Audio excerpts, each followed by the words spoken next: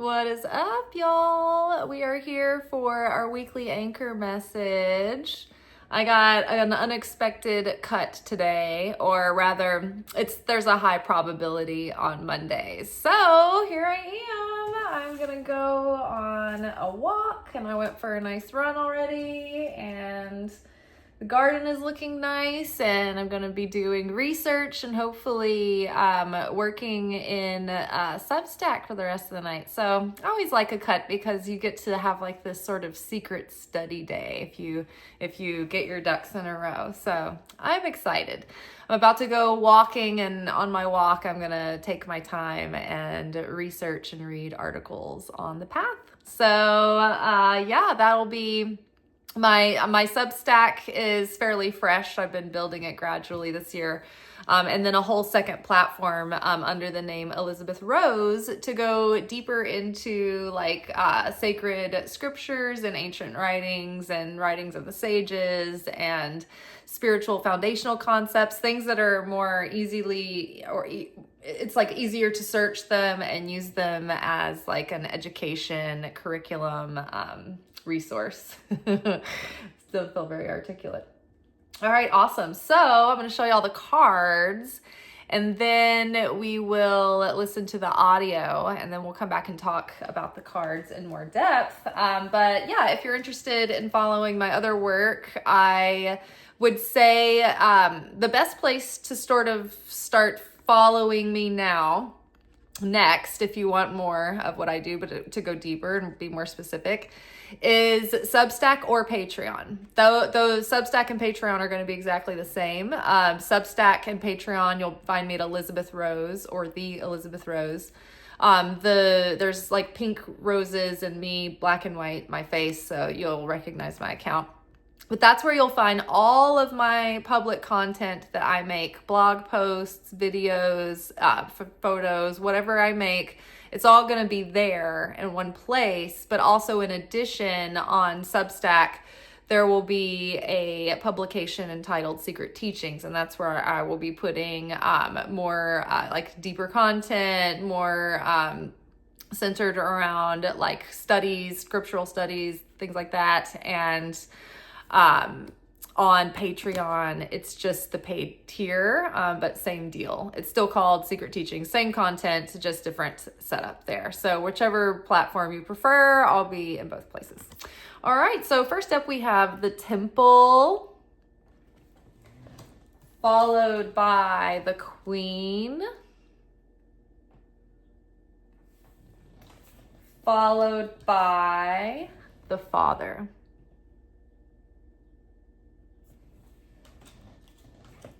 Underneath Temple, we have King of Cups. Underneath Queen, we have the Five of Pentacles. And underneath the Father, we have Four of Wands.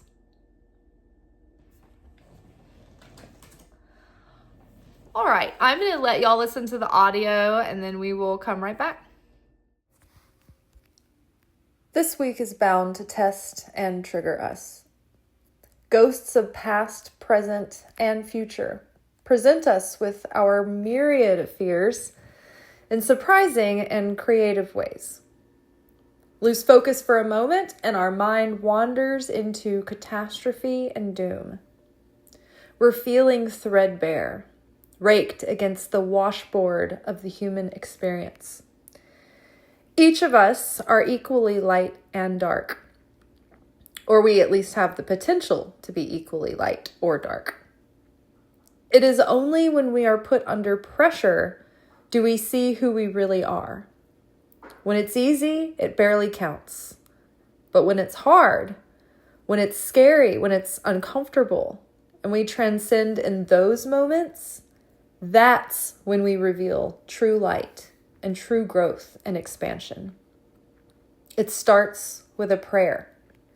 Creator, I'm feeling weak and reactive in this moment. Give me the strength to handle this the way my higher self would handle the situation.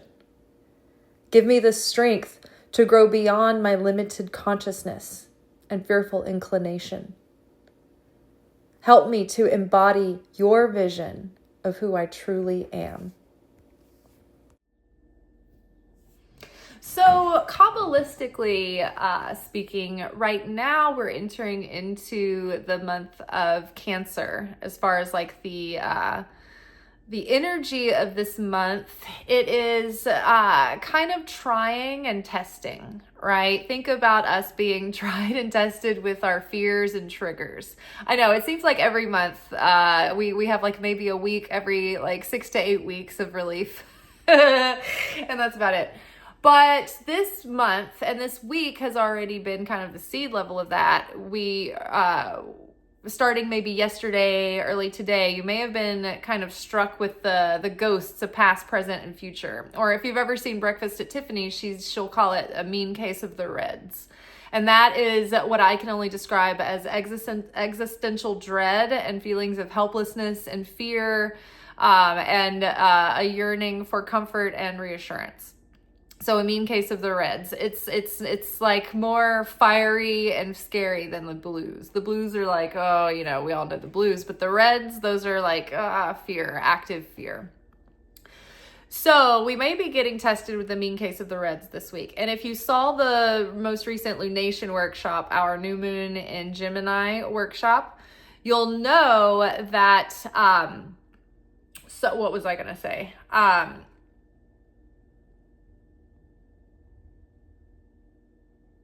Shoots bagoots.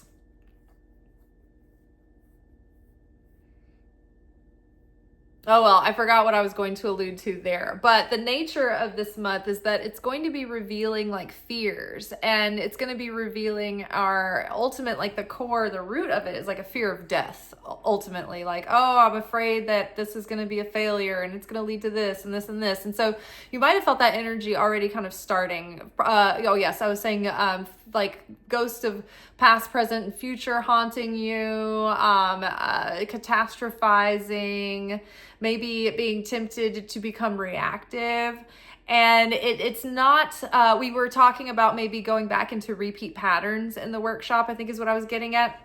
And to not take that personally when it comes back up, but it's almost like it's not being tested again out of punishment so much as it's almost like when you go back and you go through a program to get like a higher accreditation and you get tested to get that accreditation, or you get your doctorate or whatever. So if we can avoid getting bogged down in the additional layers of sadness and dread and despair that come with feeling like life is working against you, and just remember that like we're a player, active player in a game, and this is the rules of this level for this duration of time. And do we accept this assignment or not? And so if we can meet it with acceptance and just know that, okay, this is what we're working with, and not bemoan the conditions, then we'll save a lot of energy and focus. And the second challenge is when when you feel triggered, like sit in the feelings so that you can get a good, thorough look at what they are, but don't get lost in the plot and find yourself going into that hypnotized state where you forget that you're looking behind the curtain, and then you get lost in the soap opera, right? So if you can stay detached as an observer, feeling those feelings. Like today, I woke up with some financial stress of being in the hospitality industry in a J month. You know, in January, it's usually pretty slow. Same for like June and July. And it just amplifies like all those instincts of self-preservation and wariness, you know, and just noticing that this morning. And then that can trigger also feelings of projecting into the future, doom, and what's going to happen, I can't, blah, blah, blah. And it just goes into a downward spiral, right? Whereas like sitting in the feeling is, yes, I'm feeling this. I know Creator is providing for me. I know that if I am, if there's an opportunity that I can take advantage of, that will be presented to me, help me have the, awareness and strength to be able to act and use this energy or this time and space wisely. Like maybe I was given, extra time off during slow seasons to have creative sabbatical, right? So overcoming the negative narrative and seeing it and realizing, okay, now what is a pattern? What is my reactive behavior when I get scared about these things, or when I get triggered by these visions? What does my thought pattern go to? And then what does the urge of behavior look like to want to either pacify or avoid or confront that moment? What does that behavior look like? Today, a triggering thing to see that was surprising that I noticed, and I've been trying to sit in this feeling as well, and explore what it's showing in me, this vulnerability, this feeling of like, dread and unease.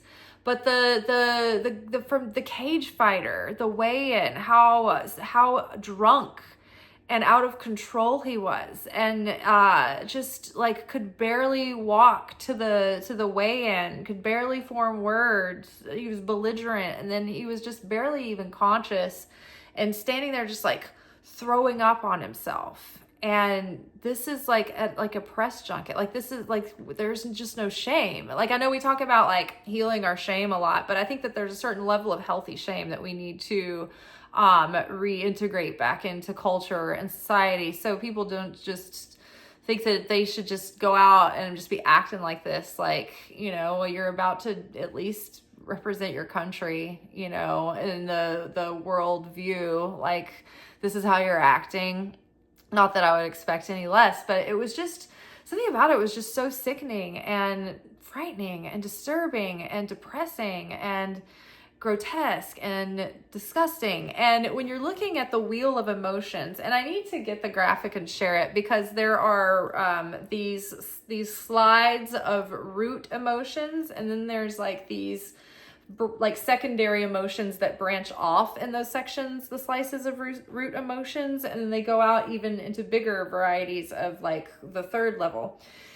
So you'd be interesting at what feelings are grouped together, but either way, these are very like low vibrational feelings. But it reminded me of times in my life, throughout my life, where I had been exposed to people like this, or in, you know, states like this, and feeling like I wish someone would have been there to intervene and keep me away from a person that was in this kind of state, and to be more protective of keeping me, you know, from this kind of liability and, you know, danger and disruptive negativity, anyway, you know. And then through my life, I guess even just being socially around people like this, or even having been in a relationship with someone who had a drinking problem, and I'd never been with someone with a drinking problem, and just being around them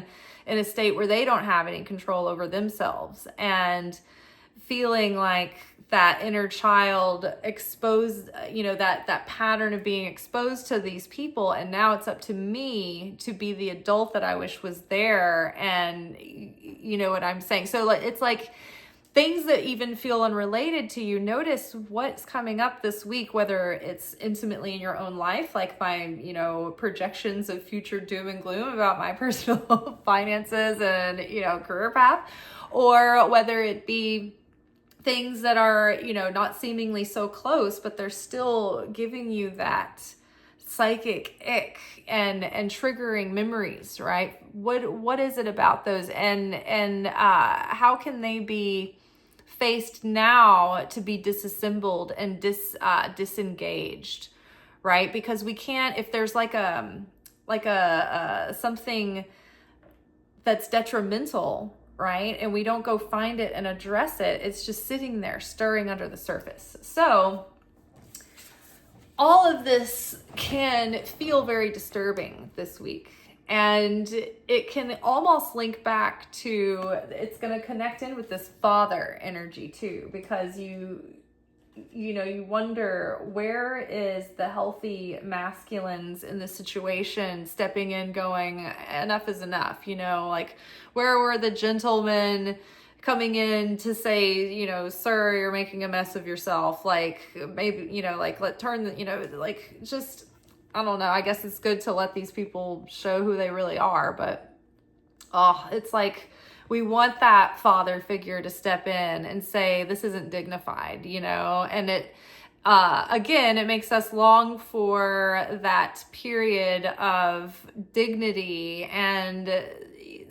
just respect. And it's just so, I don't know, disturbing. But this week is going to be disturbing like that, like I said, in personal ways and in collective ways. And so we have the temple here, and we have King of Cups. The King of Cups is where this is the energy we need to embody. And the way to get into this King of Cups embodiment is to connect with the temple energy, going inward. Sitting in prayer for a moment. Earlier, you know, I was having all kinds of tempests and storms, right? In this picture, you can see there's like these stormy kind of seas. In a way, it's like murky but they're also calm, right? The inner calm, dark waters, you know, within. And so when the storm and the tempest is raging inside of us, inside our mind, inside of our heart, inside of our soul, it's like, how do we find stillness in those moments? And it's to go inward and try to find quiet and inner stillness and prayer to connect with our creator, with our source. Because that's the only way we can overcome this like root fear of death that we're facing. It's like it all comes back to, oh no, if I ruin this, then it's ultimately going to lead, the ego is always thinking like, this is going to lead to my ultimate demise, the worst case scenario, right? So it's rooted in our fear of death. Because we know everything in this material world has an expiration date, right? But when we know that our true source of what provides for us, who has a plan for us, right? When Jesus, you know, was on the boat with the disciples in the storm, and they were all so scared they were going to be sunk. They're like, how's Jesus sleeping through this? You know, and Jesus is like, don't you remember who's on the boat with you? Like, you have no trust in that, no confidence in that. And God is always in the boat with us, right? So we need only to try to sit and give ourselves space and time to be willing to quiet the mind and to reach out and prayer and ask the creator, source, help me connect with this energy that you're giving me. Help me connect with the consciousness, knowing that you're there with me to support me in navigating these circumstances. Help me to have the strength, you know, to do this. It's not that we're praying for the circumstances to go away. They're here for a reason.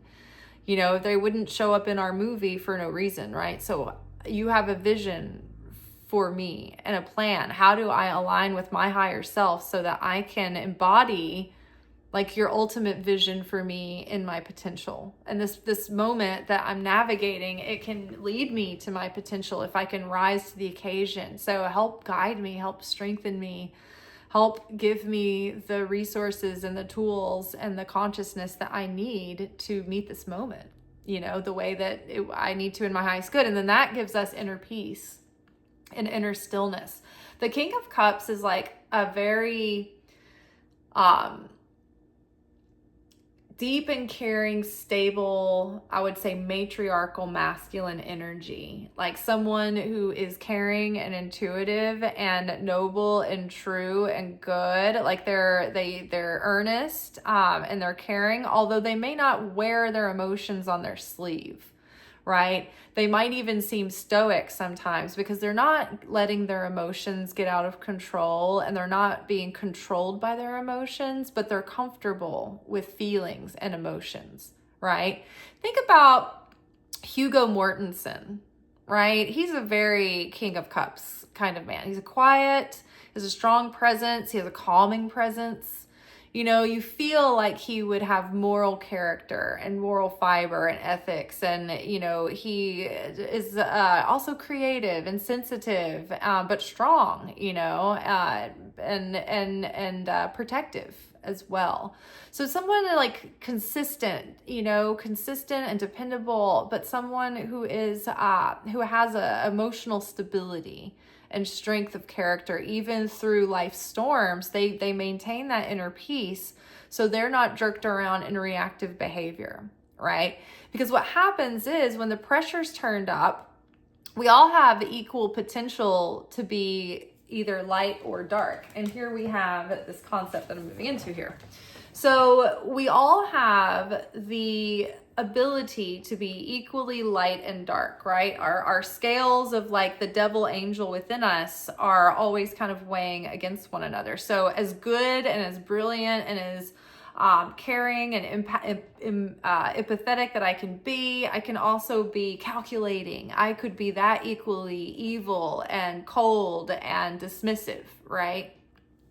So when I am, demonstrating that bad side, when I can overcome that bad side or those fears or that tendency to want to self-protect and self-preserve and receive for the self alone and hold on, if I could overcome that darkness, then that reveals even more light, right? So where there is the most light, there is also potential for equal darkness to come after that light.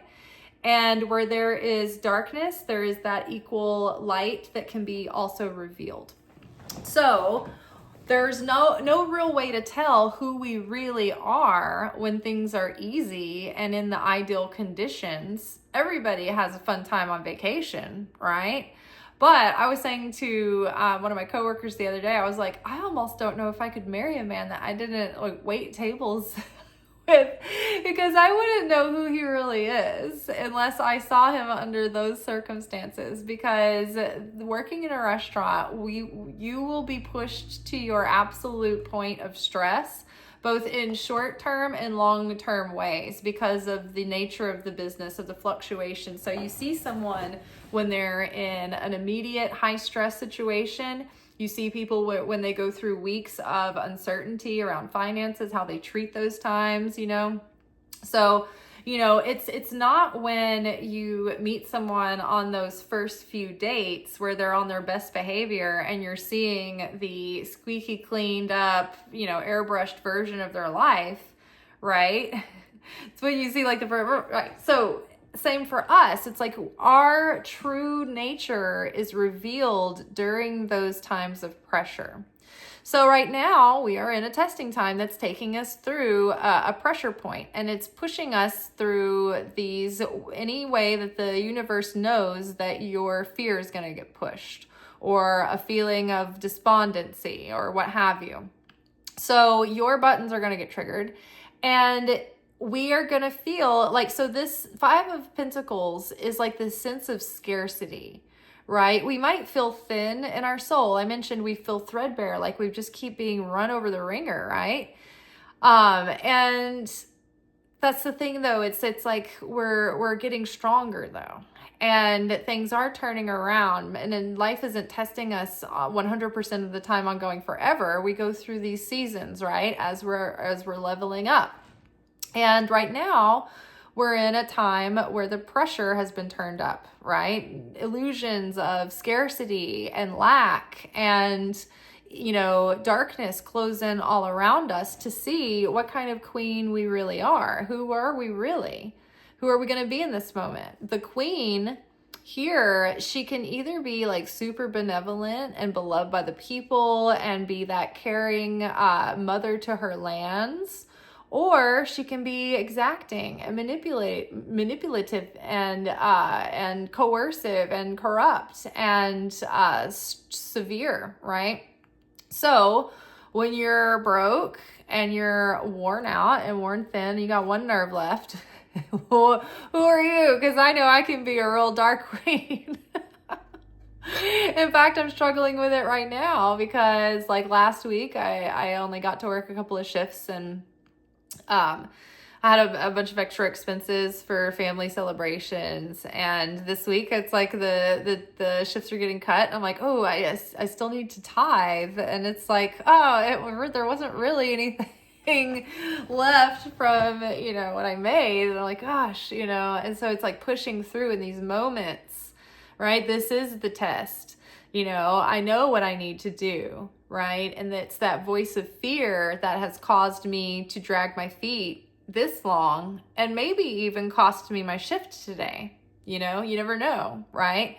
So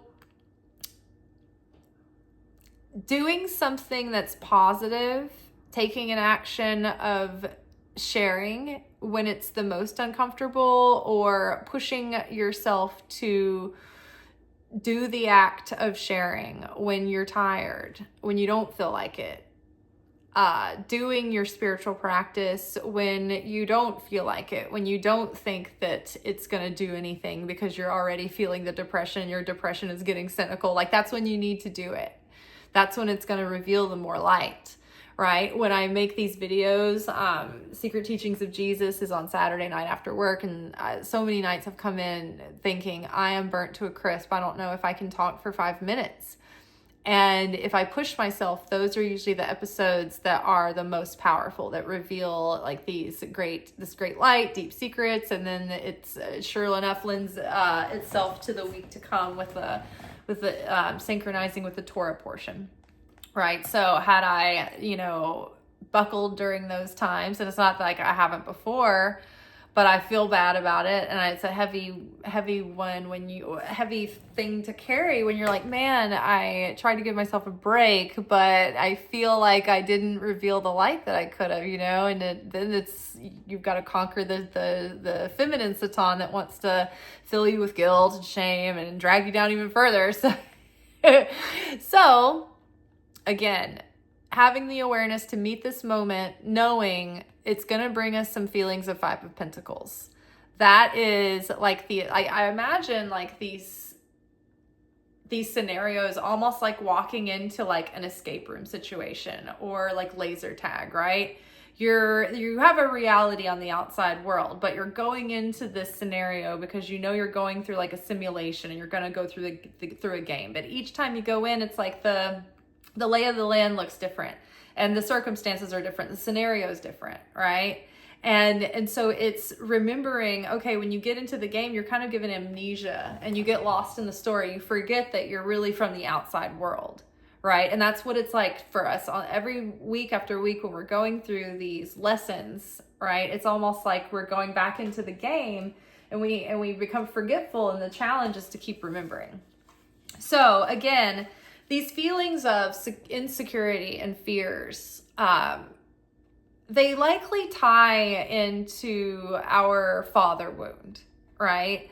And we all have we know the ideal father archetype, right? The leave it to beaver father who loves spending time with the kids, who loves being the little league coach, who takes them on the fishing trips, who goes on the camping trips, who likes being there. And there are dads like that really exist. But even those dads, they're only human. They have shortcomings.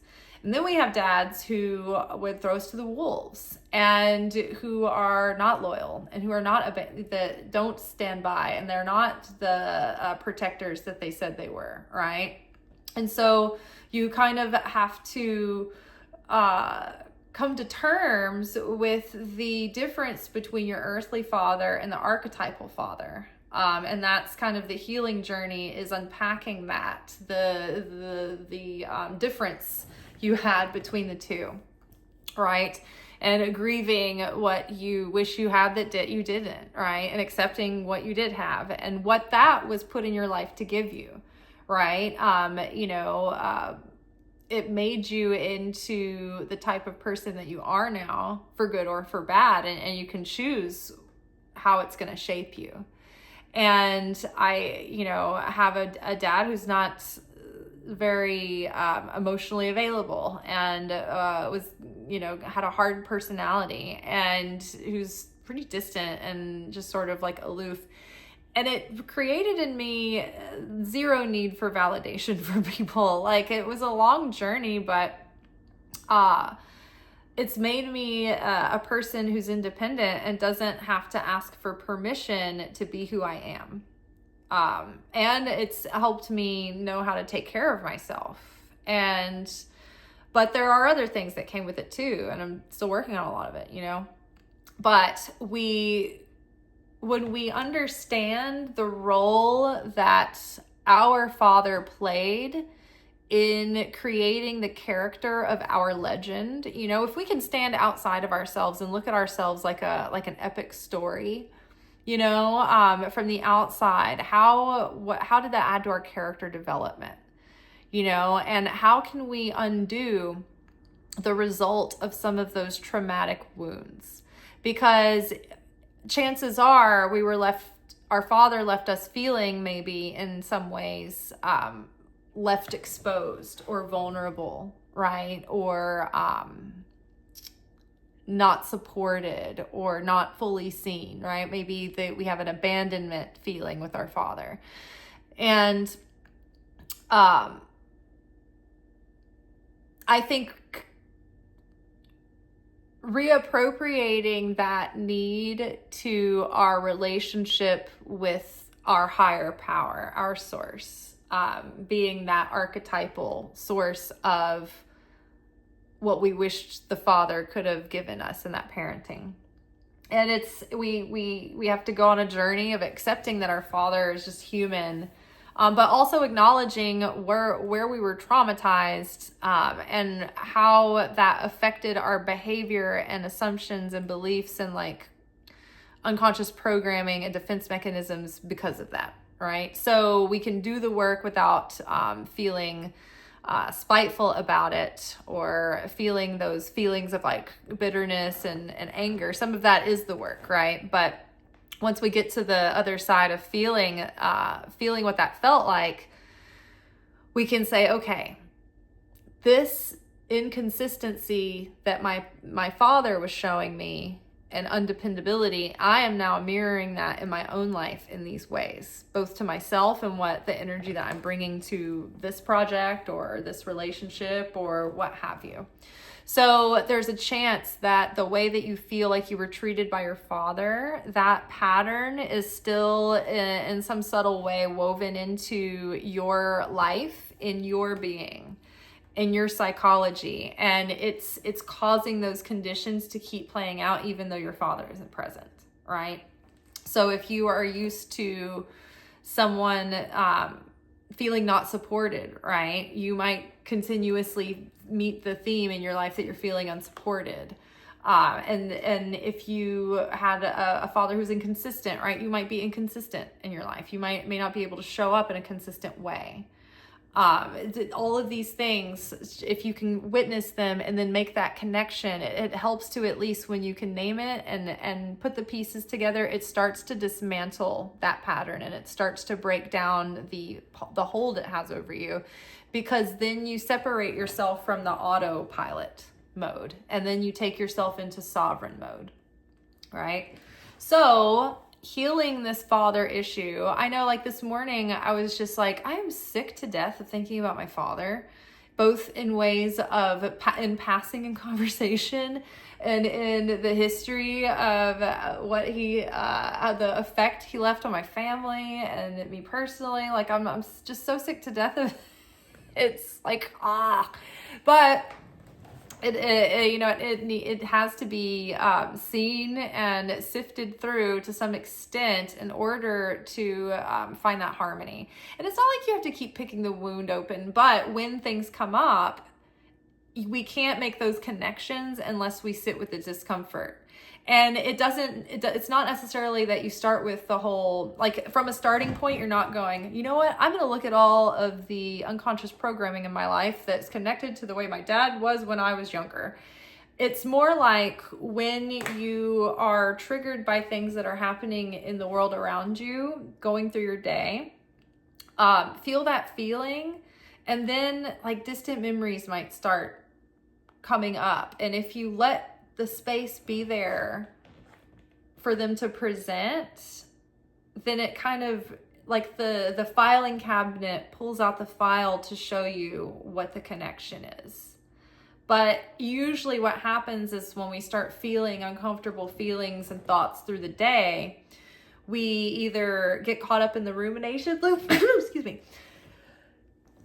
where we ruminate and it's not productive and we go into the ego's thought pattern and we're stuck on a loop and in the soap opera, or we try to avoid that, getting caught up in that loop and that ego thought pattern and the rumination. And so we try to avoid it or peacefully let it go through a meditation or anesthetize it through a substance or distract ourselves or go buy something or whatever. So we're always kind of running from these feelings or trying to make them stop or trying to, and it's like, instead of just like feeling them and letting them show you what they're trying to present. They're like, I'm trying to bring you this to your attention so that it can be dealt with and passed through, right? So it's not that you're thinking, okay, I'm going to do this work now. I'm going to sit down. I'm going to think about my dad. Then I'm going to make the connections. It's more like go through your day and say prayers that let God know that you're on the lookout and that you're willing to be shown these things. And the tests will come.